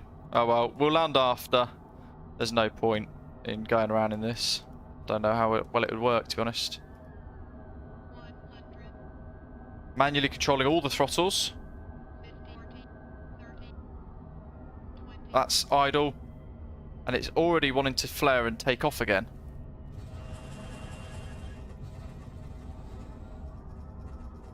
Well done for using your radio. Reverse green. And also, interestingly, forgot auto brake. But if you go to max, it shows auto brake medium and auto brake off, so it doesn't actually tell you, it doesn't help you.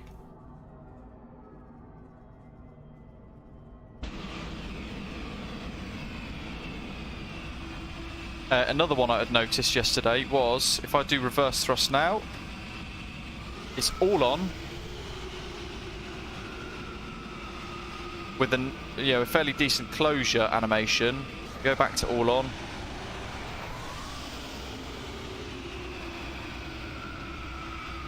Bang, it's all on again. Anyway, we'll do a backtrack. No idea who that guy was anyway, but he's just crashed. In the hill. Whoops. Probably a troll, I'm not sure.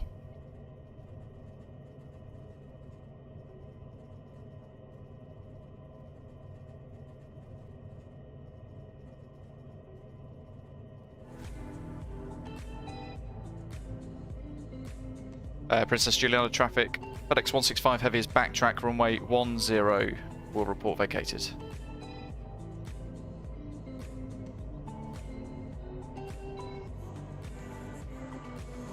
I use engine 1 and 3 for backtrack, I think.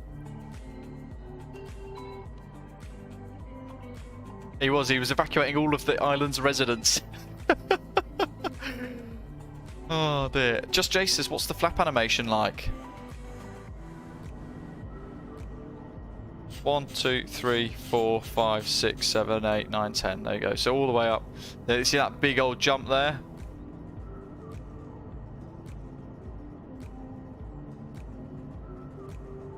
Not smooth.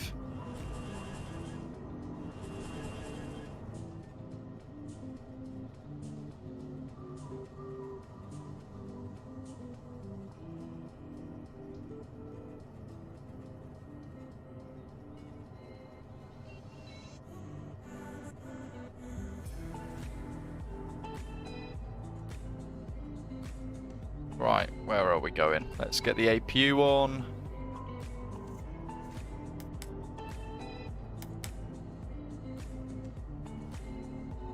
Taxi lights can go on.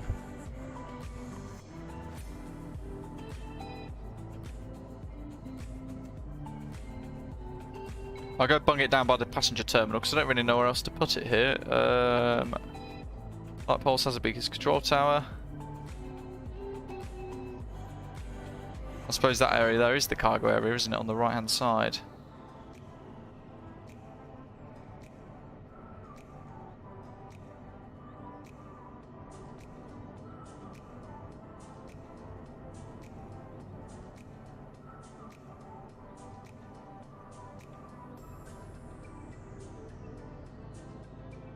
So, here's another point. If we open up the throttle and then we open the window,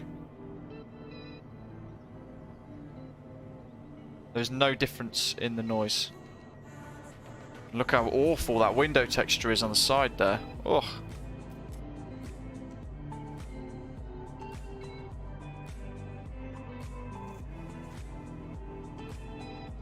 Joey Goofy, so the scenery is part of the new sim update that happened the other day. The 40th anniversary edition.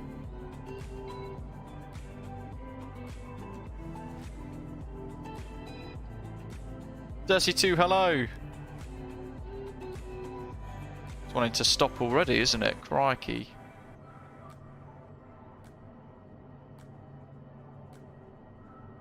How many more have we got on final? Do we know? We had a few flying along today, didn't we, on this old wild west of a route. I think we've got one on short final at the moment, actually.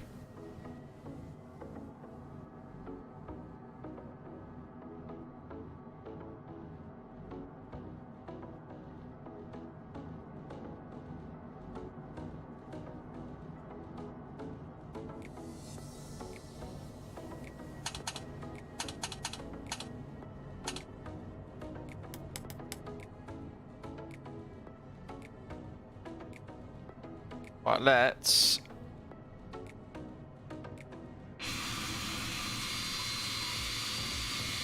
My OCD's kicking in. We'll park it there. Let's just mute the music so we can listen to the shutdown noises.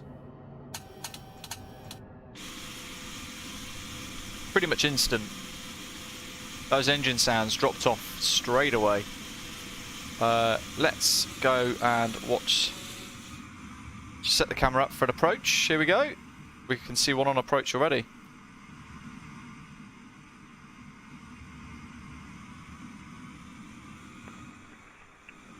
Juliana traffic, Osprey 490, 710 mile final. Here we go. While we do that, while we're watching him, he's a few miles out. Let's get the tablet. It's a joke that we're calling this a tablet. Let's get the tablet open.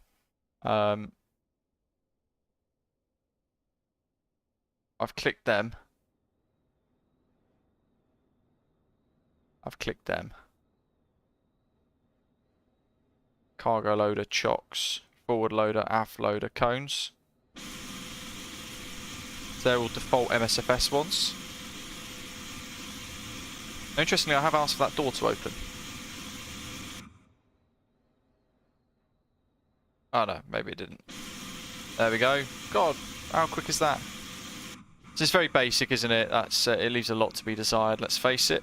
Avsim's favourite music. FB is from Amazon. I would say it's more from Alibaba Express. Smooth flying, hello. Very good, thank you. I hope you're well. Absolutely. The Fly-by-wire folks have done wonderful work. Yeah, 65 quid. I'm not so sure. Just Flight have got it priced at 45 quid. I'm still probably really not sure about that, to be honest. As Eftan has said, if you've already spent your hard-earned money on something like this, then I'm sorry, I don't really know what to say to you, to be honest. It's reading through the description, it very much seems to me that it's missold. They've got this wildly impressive description that we went through earlier during the cruise.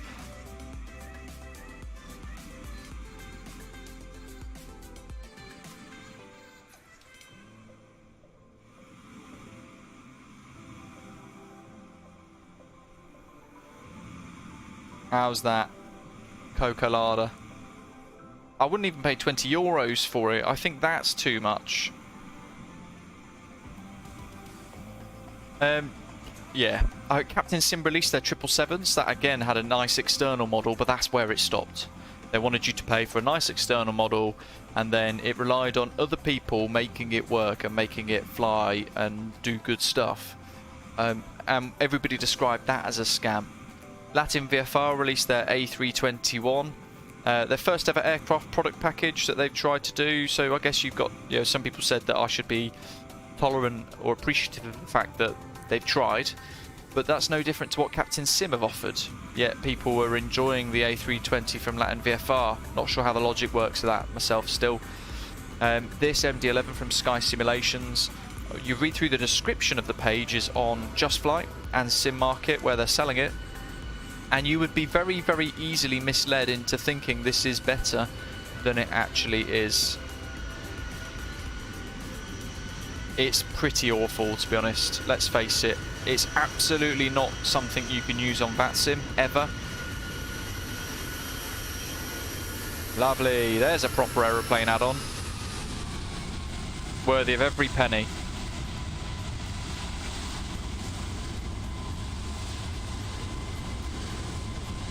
Can everyone else hear the music that well? Or is the music pretty much non-existent?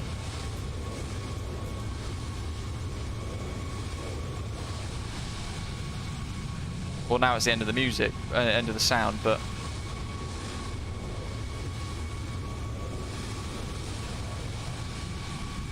We did tweak the volume settings earlier. David asked for us to turn the music, the sim sounds down because the engines were so terrible. I'm not sure if I've then ended up breaking something else doing that. Joey can hear music.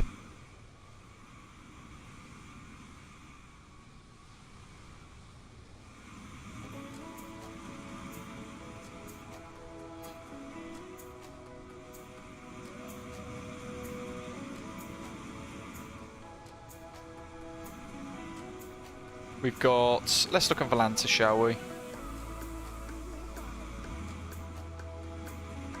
Great, oh, it's such a last-minute live stream, and it's great to have so many of you flying along today.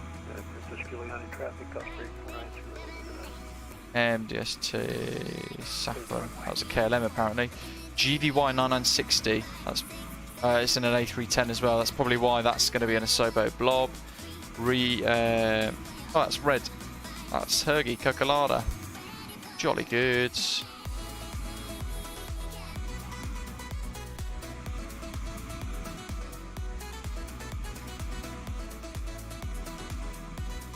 Sathira, hello to you. Good evening. I hope you're well. Thanks for joining us today.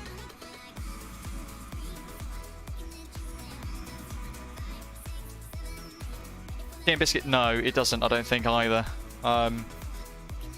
Yeah, Smooth Flying saying there that, you know, Latin VFR's A321 still relies on other mods that make it usable in the world of VATSIM, or just even more generally in flight simulation.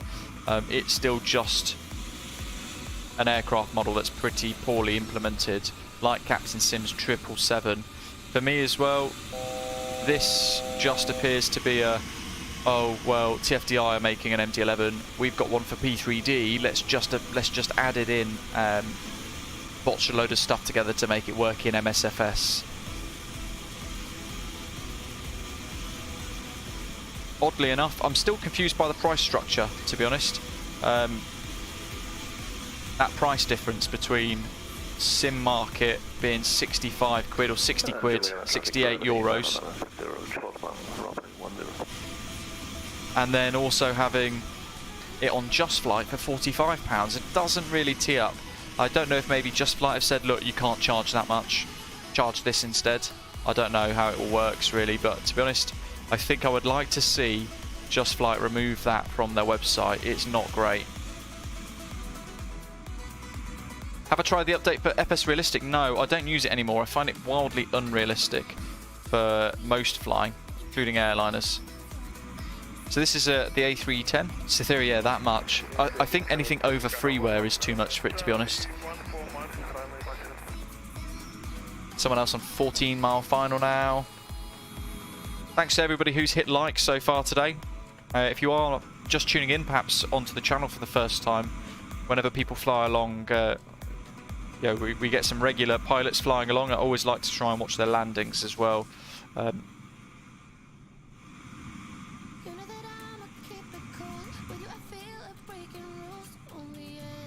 Not sure what GVY is, the IATA code for, ICO code for. But it's an Airbus A310, that's what this chap's flying.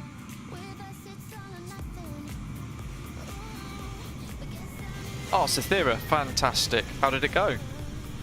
And which aircraft did you end up choosing?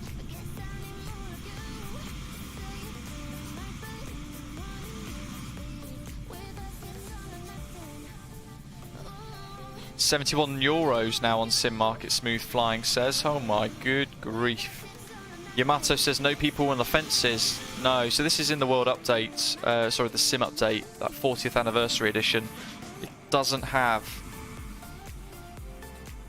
anybody on the beach, but there are add-ons on flightsim.to which do add it in. That's pretty good though. David, yeah, it is pretty bad for that money, isn't it? It's disappointing. Again, you know, I'm grateful that they provided me a review copy to share with you guys. I thought it was important, maybe instead of making a video that's edited, even though I'd be honest and open about my thoughts, sometimes having an edited video can water it down a little bit, maybe unintentionally. I thought maybe a live stream would be a great idea, and quite a few of the members in Discord, over 10 minutes, a couple of people very quickly said that it would be a good idea, which is why we're doing what we're doing today. AJ Fanani, yeah, there will be, well, there is one for those of you who are familiar with flightsim.to. There is an add-on which allows you to add those fence surfers. Let's see, maybe if I start with a view like that, of this arrival, just on the in the distance. Juliana traffic gravity 9960 vacated echo runway 10.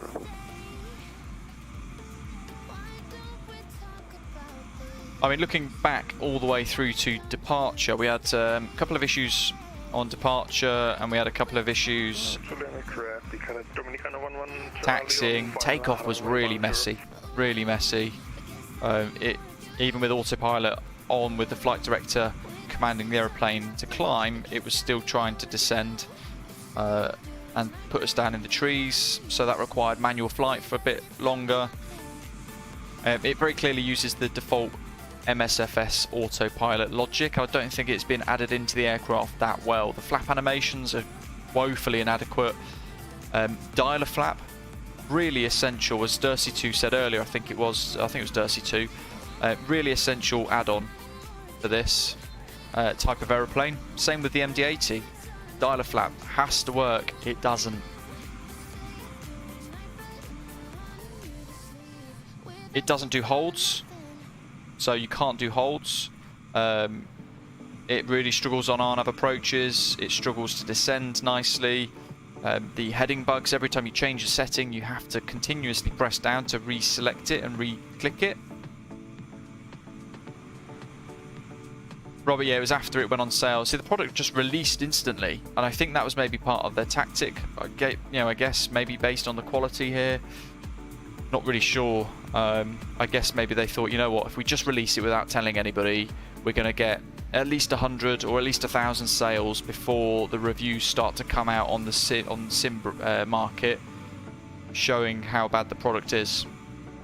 But then in their heads, they would have made 1,000 sales worth of profit. That's the only logic I can think of. Yeah, we're doing a bit of plane spotting. We had a couple of guys fly along again today. I always like to fly to sort of watch them make their approaches.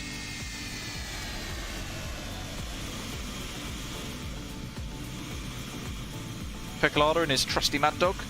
Percolada, by the way, or Hergy1234 as he's also known, long old float there, was the creator behind the fantastic freeware Oslo Gardermoen ENGM airport scenery. You can get that on flightsim.to, and also really nice freeware Alicante as well, which you can download.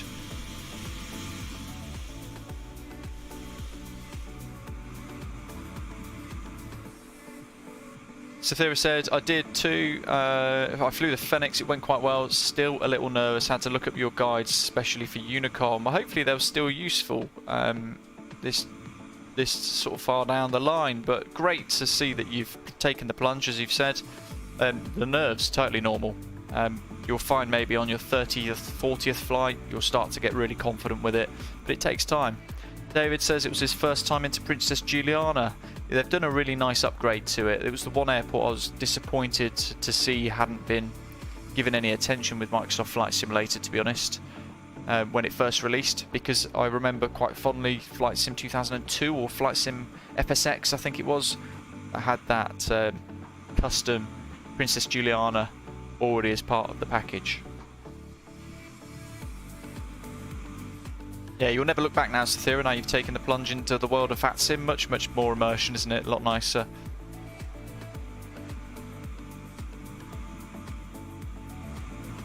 Trolling Thunder, yeah, it's Cocolada in our live chat, one of our channel subscribers, one of our community members. Just gonna have a quick look on Volanta to see who else we've got flying along. Oh, there might have been the last one, actually. Yes, it was. There's me staring in the air, into the water, probably contemplating life because of how bad that aeroplane was. Yeah, as we said at the start, it's never nice slating products. There's a lot of work, probably, I'm sure, still has gone into it.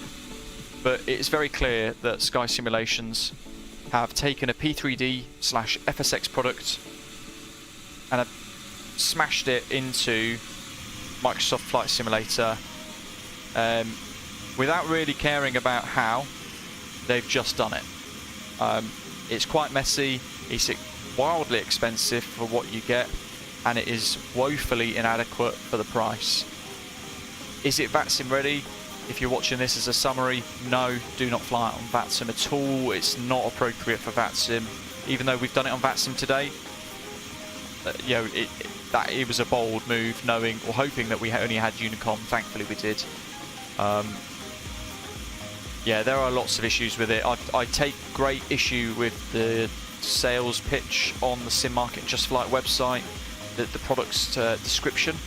State-of-the-art replica of the aircraft is what they begin with. They say things like performance based on real-world comparisons, flight dynamic tested by real pilots, precisely designed virtual cockpit. It's all nonsense. Complete engine sound package. Well, we heard during engine shutdown that the sounds just stop. All systems with auto and manual mode, complete pneumatic system, fully operational APU, realistic start and shutdown procedures, nonsense. Audio management, half and half. What else have they said here? LNAV integrated with the nav function, VNAV integrated with profile and FMS speed function. Well, FMS speed I haven't been able to get working at all across 2 or 3 flights now. Thrust management is a mess. Yeah, there's a lot of nonsense in that product description, and unfortunately it means people get misled, and they're going to spend a lot of money on something they're going to be wildly disappointed with. But anyway, I hope you guys have found this video useful. Again, I'd like to thank SkySimulations anyway for boldly sending the copy over to me to say please review it, please share your thoughts with the community. But it is not something I can recommend purchasing at all. Even if they drop the price to £20, I don't think it's appropriate. Just look at, in comparison, that PMDG 737 600. That's about, that's 30 quid, isn't it? And look at the quality and the depth of simulation you get there. Yeah, they make it sound like, as Dursey2 and Cythera have said, they make it sound like it is amazing. They make it sound like it's a complex aircraft. They make it sound like in that product description that it is a high fidelity aircraft. It is not. It is basic default MSFS systems, default autopilot systems, stitched into an MD11 model. It is messy, it is clunky, it's not good for VATSIM. For 65 quid, I just despair at the pricing strategy. I know people have banded around cash grab in the past. I don't know what their thought process or logic is behind it. It's disappointing. Yeah.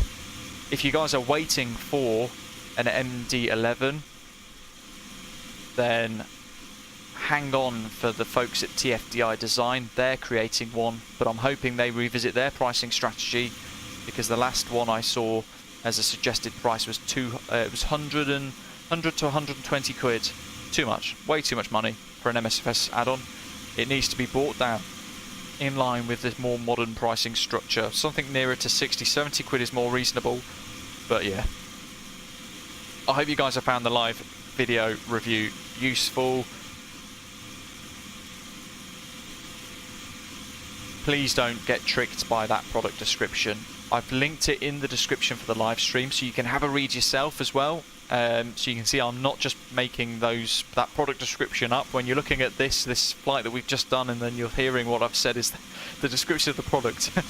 Yeah, it is actually what they've written. Yeah, wildly different to what we've actually experienced. But thank you anyway. Welcome to all of our new subscribers on the channel. Really appreciate all of you guys tuning in as well, and those of you who have hit the like button so far today. If you haven't subscribed, please hit the subscribe button down below before you head off. And I hope you're all enjoying the 40th anniversary sim update as well. There's a lot of exciting stuff that's come out from it, including that A310, which we've enjoyed the other day too. Join us on Friday. We're going to be flying El Al out of Tel Aviv, Aerosoft's Ben Gurion International. We're going to fly Tel Aviv across to the beautiful Fly Tampa Athens airport in the PMDG 737-800. Thanks everybody for tuning in and flying along, and I'll hope to see you all on Friday. Thanks for watching. Take care.